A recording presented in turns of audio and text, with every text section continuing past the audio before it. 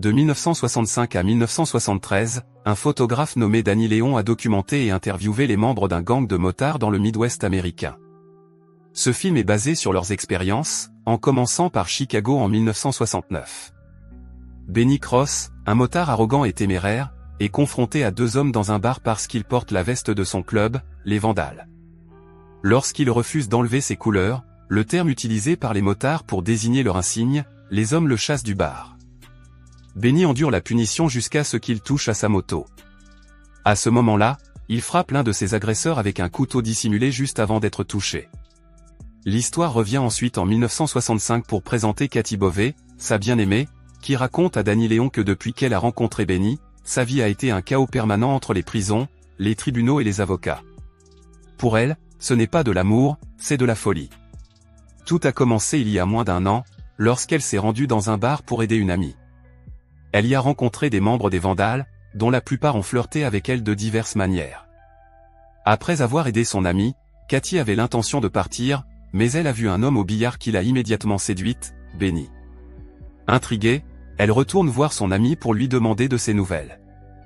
Alors que les autres femmes restaient à l'écart en raison des fréquents accidents de moto de Benny, Kathy n'aurait pas été mécontente d'être la première à rompre cette habitude. Au lieu d'insister, comme elle s'y attendait, Benny s'est détourné. Johnny, le chef des Vandales, prend alors la place de Benny et lui assure qu'elle sera protégée au sein du club. Déconcertée par ce commentaire, Kathy a quitté le bar et attendu à l'arrêt de bus, pour voir Benny sortir et s'asseoir sur son vélo, semblant l'ignorer. Lorsque les Vandales se sont approchés d'elle pour la harceler, elle n'a pas eu d'autre choix que de monter sur le vélo de Benny pour s'enfuir. Alors qu'il filait sur l'autoroute, elle a vu les autres cyclistes la rejoindre, formant une meute.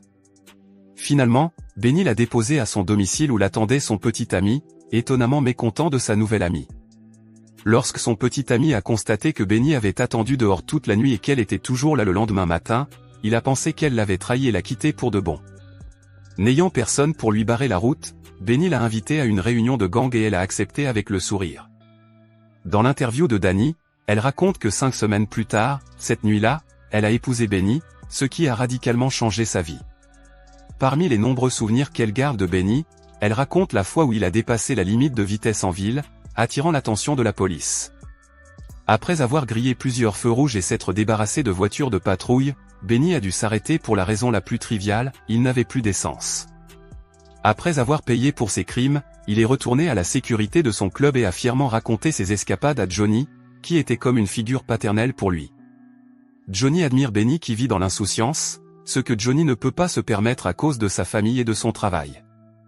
Il était un garçon ordinaire jusqu'à ce qu'il voit Marlon Brando dans The Savage, ce qui l'a incité à créer les Vandales. Au départ, il s'agissait simplement d'un club de course clandestin, mais au fil du temps, il est devenu plus personnel. Danny a interrogé tous les membres, des fondateurs aux nouveaux venus, et chacun d'entre eux considérait les Vandales comme une seconde famille. Cependant, il y a eu une occasion où la camaraderie entre les Vandales n'a pas été aussi forte. Un jour, un gros motard connu sous le nom de Big Jack proposa à Johnny d'ouvrir une succursale des Vandales dans une autre ville. Johnny refuse immédiatement, déclarant que ses amis sont à Chicago et que l'extension du territoire du gang pourrait créer des problèmes. Selon les règles du gang, tout motard peut défier le chef s'il n'est pas d'accord avec ses décisions. Big Jack saisit cette opportunité et défie Johnny dans un combat à main nue. Malgré la taille de Big Jack, la férocité de Johnny a eu raison de lui et il a mis fin à la bagarre en cassant le doigt de Jack. Cependant, après avoir autorisé les amis de Big Jack à ouvrir une succursale du club, Brucey, le bras droit de Johnny, s'oppose à ce soudain changement d'avis. Johnny lui répond que si quelqu'un a une telle idée, il n'a qu'à l'inventer. C'est ainsi que les Vandales étendent leur territoire en ajoutant de nouveaux membres ville par ville.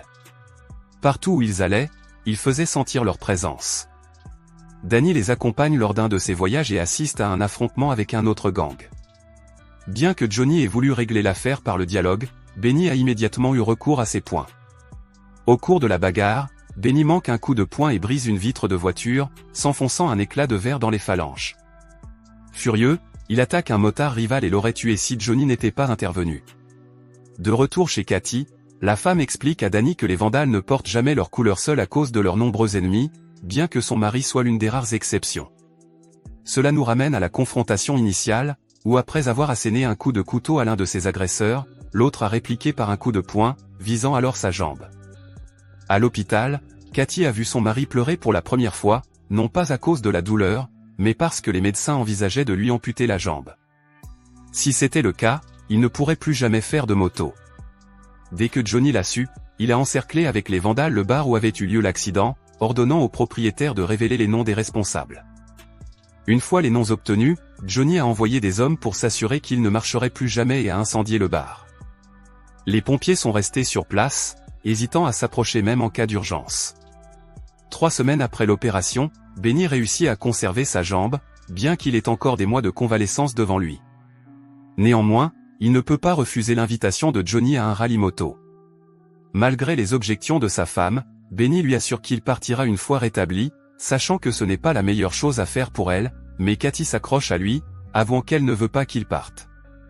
Inquiète, elle est allée voir Johnny, lui faisant comprendre que le club ne posséderait jamais totalement Benny, quels que soient leurs efforts.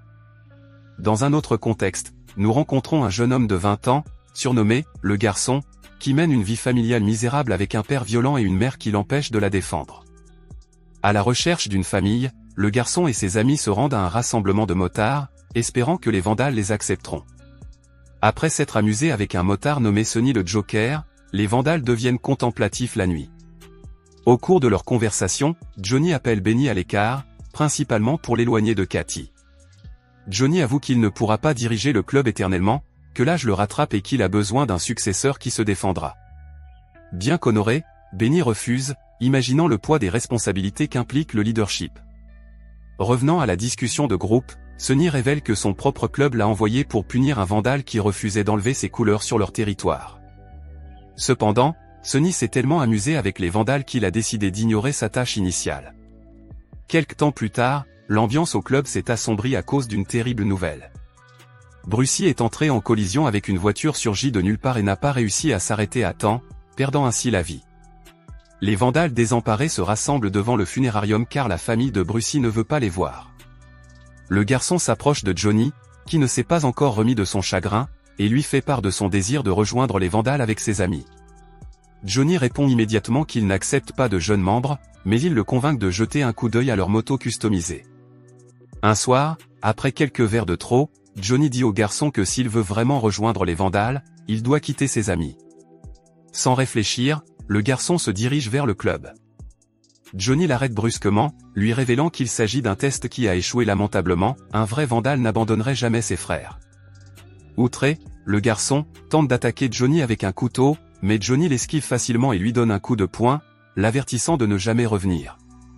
En 1973, Danny reprend son rapport sur les vandales après des années d'absence pour des raisons d'études.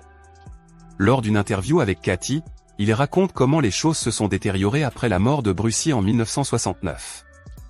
Le club était devenu moins sélectif, admettant des vétérans de la guerre du Vietnam qui luttaient contre la toxicomanie.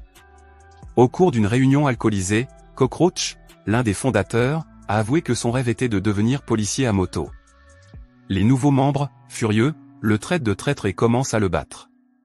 Lorsque Benny et les membres plus âgés l'apprennent, ils emmènent Cockroach à l'hôpital, laissant Cathy seule dans une fête entourée d'inconnus. Sans personne pour la protéger, certains des nouveaux membres indisciplinés la coincent avec des intentions malveillantes. Heureusement, Johnny et Sonny arrivent juste à temps pour sauver Cathy, qui ne cesse de réclamer son mari. Après avoir récupéré, Cockroach exprime à Johnny son désir de quitter le club, craignant que les nouveaux membres ne le tuent. Johnny élabore un plan impliquant Benny et son revolver. Avant de partir, Benny est confronté à Cathy, qui lui reproche de ne pas avoir été là lorsqu'elle a été attaquée. Dans une tentative de réparation, Benny lui demande ce qu'elle veut qu'il fasse. Elle insiste pour qu'il quitte le club et cette vie de violence.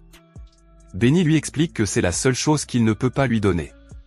Ce soir-là, Benny et Johnny rencontrent Cockroach, le revolver de Benny à la main.